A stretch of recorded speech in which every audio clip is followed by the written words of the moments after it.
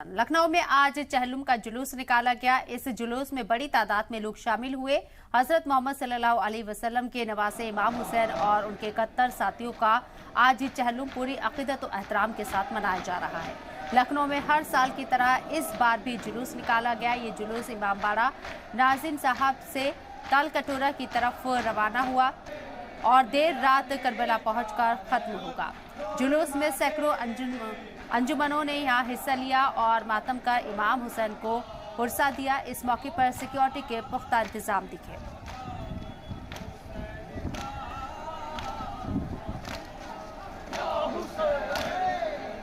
तो लखनऊ में आज चहलुम का जुलूस निकाला गया है। जुलूस की तस्वीरें आपको दिखा रहे हैं। इस जुलूस में बड़ी तादाद में लोग शामिल दिखे हैं।